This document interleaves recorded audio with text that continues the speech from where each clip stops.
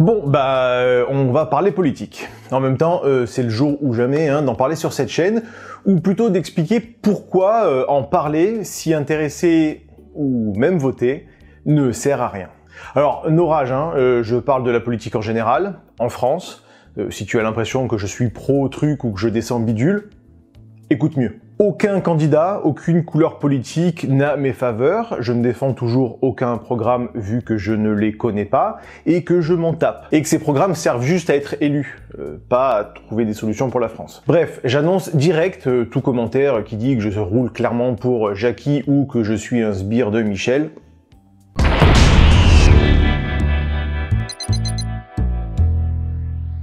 Alors, tout d'abord, il convient de préciser que si je ne m'intéresse pas à la politique, plus à la politique, plus exactement, il n'en a donc pas toujours été ainsi. J'étais un gros fan de politique étant plus jeune, je regardais même les débats à l'Assemblée. Si. En même temps, je regarde le Tour de France et la Formule 1, donc les trucs ennuyeux, je sais ce que c'est. Je trouvais ça passionnant de voir les débats d'idées, les échanges et des vraies propositions, des dialogues constructifs pour l'intérêt commun.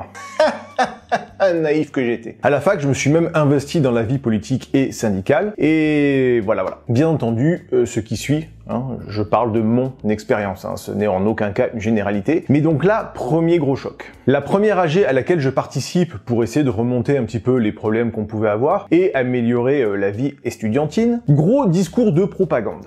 Zéro intention d'améliorer quoi que ce soit, juste la grève, le blocage, ils avaient que ces mots-là à la bouche. Le président, ou je sais pas, enfin le mec qui parlait en bas de l'amphi. Le ministre veut nous imposer ci, le recteur a déclaré bi. Et du coup, moi j'avais un peu suivi les débats, parce que c'était quand même plutôt un truc que je kiffais. J'avais écouté les propositions, justement, et pas du tout ce que le mec racontait en fait, quoi. On devait voter la grève pour lutter contre un truc qui n'était proposé nulle part, un truc qui n'arriverait pas. Ou alors, voilà, pour l'hypothèse ou dans le cas éventuel de peut-être sur un malentendu de vraiment pas de bol. Et bien entendu, vous me connaissez, forcément j'ouvre ma grande gueule pour essayer d'expliquer factuellement, avec mes notes, qu'ils avaient mal compris. À l'époque, je pensais encore que tout le monde en avait quelque chose à foutre de la vérité. Et je me suis donc gentiment fait rembarrer. Au les cœurs, bas les couilles, on passe au vote, à main levée, comme au bon vieux temps des bolcheviks, pour bloquer la fac contre des délires, donc, contre des fantasmes. Bien entendu, je ne vote pas pour un truc auquel je ne crois pas, et donc là, tous mes condisciples me regardent d'un œil inquisiteur parce que si je levais pas la main, je devenais, de par le fait, un traître à la cause. J'ai levé un doigt et je me suis barré. Première claque, au moins dans ma fac, la politique n'était absolument pas là pour œuvrer pour le bien commun, mais juste un rapport de force pour obtenir le pouvoir. Mais j'ai continué à m'investir là où je pouvais, je lisais les programmes, chaque élection, que j'essayais de vulgariser au mieux, mais je me suis vite rendu compte que dans la vie normale, la vérité n'intéresse pas grand monde non plus. Et puis est arrivée l'élection 2012. Je bossais avec plusieurs gars, tous plus ou moins issus de familles qui ne votaient pas ou très peu. Mais pour cette élection, ils ont mobilisé toutes les forces familiales, ils ont fait descendre toutes les tatas Simone pour aller voter massivement pour Hollande. Ou plutôt, j'y viens. On avait tous notre boîte, on était tous patrons, et quand Hollande a commencé à sucrer ça ou ça pour les entrepreneurs, à nous rendre la vie un petit peu plus compliquée, ils ont commencé à gueuler. Un peu. Je leur avais déjà expliqué avant l'élection que ça allait se passer comme ça, puisqu'ils l'avaient annoncé, mais les couilles. Et puis est arrivé le mariage pour tous. Ces gens-là étant majoritairement homophobes assumés, ils arrêtaient pas. Putain, on est dégoûtés d'avoir mis ce mec-là au pouvoir. Mais c'était dans son programme en fait, je comprends pas bien, elle est où la surprise? Et là ils me répondent, ah non mais nous on l'avait pas lu, nous on voulait juste dégager l'autre nain. L'autre nain. Voilà le niveau de la politique. Et je suis pas pro-Sarko, je crois même pas, j'ai même pas souvenir d'avoir voté pour lui spécialement, mais voilà comment on prenait les décisions donc. Et c'est bien là tout le problème. Évoluer dans un système où on n'a pas appris aux gens pourquoi voter. Alors, pas pour qui, l'idée c'est certainement pas d'aller tous dans la même direction, mais pourquoi, en 2 mots. Vas-y, pose-toi la question, tu vas voter pourquoi? Pour ton pouvoir d'achat? Pour ta sécurité? L'éducation de tes gosses? Ta liberté? Pour le bien collectif? Et à partir du moment où on n'est déjà pas tous d'accord sur le but du jeu, la partie est fumée d'avance. Tu es sur une ligne de départ et on te dit le but c'est de gagner, mais t'as aucune idée si c'est une course à pied, en voiture, la durée, les règles, la direction, où aller, on sait pas quoi faire. Est-ce que t'as le droit de défoncer les gens autour de toi à coups de carapace bleue? On sait pas. Et personne n'a la même réponse. Et ça déjà c'est un vrai problème. Chacun a sa propre interprétation du but de l'élection et du processus de choix. Et donc à partir de là, toi au milieu, bah si tout le monde fait entre guillemets n'importe quoi, bah toi t'as plus aucun poids. Pour conduire, il faut passer un permis. Pour encadrer des gamins, il faut passer le BAFA, etc. Mais pour voter, n'importe qui peut exprimer son opinion, même sur la base de rien. Et attention, j'insiste sur le mot opinion. Le problème n'est pas de penser ça ou ça. Le problème, c'est que la voix exprimée, sans réflexion préalable, peut nuire à celui qui l'exprime. Exemple de mes collègues dont l'opinion s'est retournée contre eux, parce qu'elle n'était pas suffisamment éclairée. Et c'est bien ça tout le souci. Si on n'apprend pas aux gens comment faire leur choix de manière éclairée, il y a de fortes chances pour que ce qu'ils pensent bon soit en fait l'inverse de ce qu'ils veulent. C'est valable pour l'éducation, l'écologie, l'héritage. On a vu pour la crise du Covid qu'il y avait un énorme déficit de culture scientifique. À partir de là, comment réussir à prendre les bonnes décisions, exprimer les bonnes opinions de la manière la plus éclairée possible. On pense défendre notre bout de gras, mais comme personne ne nous a donné les clés, on défend souvent ce qu'il y a de pire pour nous. Je vous renvoie vers la vidéo de Monsieur Phi concernant l'héritage notamment. Et au-delà de ça, bon, ça c'est mon opinion, hein, dites-moi dans les commentaires ce que vous en pensez, mais j'ai quand même l'impression que chacun vote un peu pour sa gueule sans vraiment penser à ce qu'il y a mieux pour le bien commun. En 2017, j'étais chez un pote et ses amis disaient qu'ils n'allaient pas voter pour Mélenchon parce qu'ils voulaient supprimer l'école privée. Donc, en bon pet de burne habituel que je suis, je demande en quoi ce serait, selon eux, une mauvaise chose de supprimer l'école privée. Et j'ai pas d'avis sur la question, hein, donc je trouvais ça intéressant d'avoir l'avis de quelqu'un qui y avait réfléchi.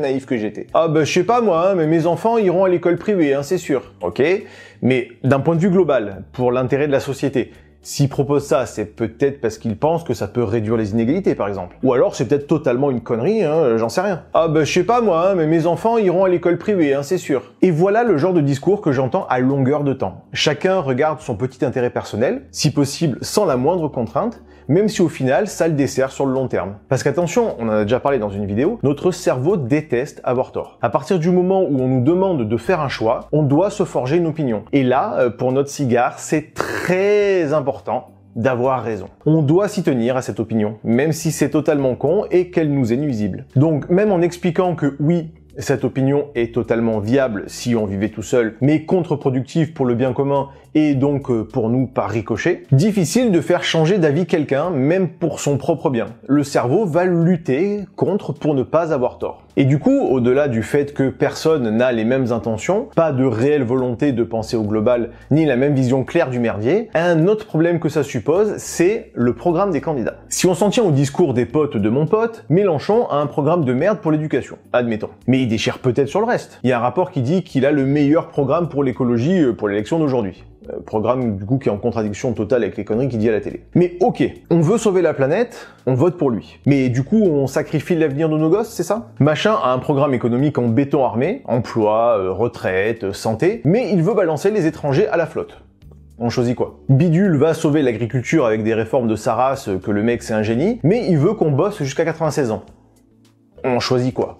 Le système est complètement biaisé du fait qu'on doit tout accepter en un bloc et donc se priver de propositions clairement cool. Et ça, déjà, ça pourrait être une piste d'amélioration. Parce que ouais, gueuler c'est bien, mais proposer des trucs c'est bien aussi. On pourrait donc faire passer un test, s'assurer que les gens votent bien en pleine conscience, et non pas choisir un candidat, mais choisir des bouts de programme. Programme éducation de Jean-Jacques, programme jeunesse de Micheline, etc. Et à la fin, le challenge, c'est justement de faire en sorte que tous ces trucs fonctionnent ensemble, de trouver des compromis. Ça permettrait à tous les courants de bosser ensemble dans la même direction, puisque chacun a un truc à défendre, au lieu de se tirer dans les pattes, hein, comme des gogoles à longueur de journée, de toujours critiquer le mec d'en face, même s'il applique mot pour mot le programme que tu défends la veille. Et ça permettrait même aux petits candidats de proposer leurs idées qui peuvent être bonnes aussi. Il n'y a pas de raison. Et quand je dis petits candidats, je parle bien entendu de leur temps d'exposition médiatique, hein, pas de leurs idées ou de leur importance politique. Parce que ça, c'est le truc qui pose vraiment le plus de problèmes, clairement. Si on regarde le temps d'exposition médiatique de chacun et les intentions de vote, le problème est évident. Plus tu passes à la télé,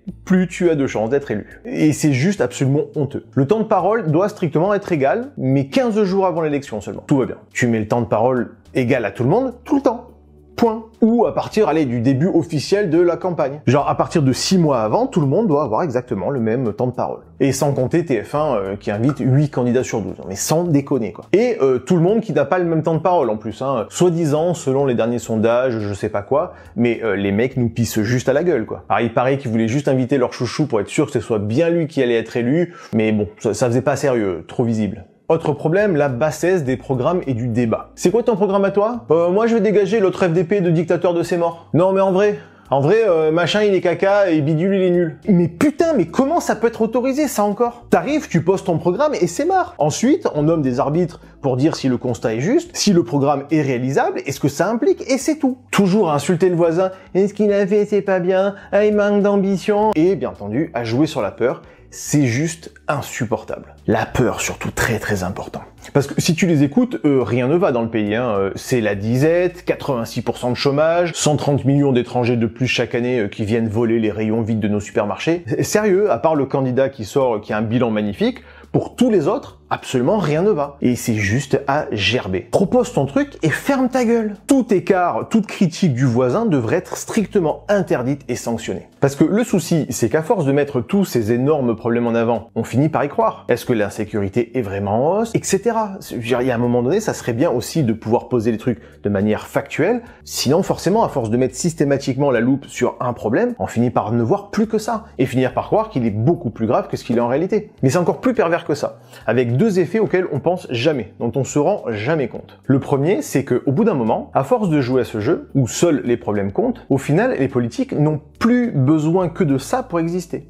Des problèmes. Ils n'apportent pas de solution, juste des problèmes. Demain, Zemmour ou Le Pen règlent le problème de l'immigration, qui visiblement est le truc absolument insupportable pour eux. Il leur reste quoi?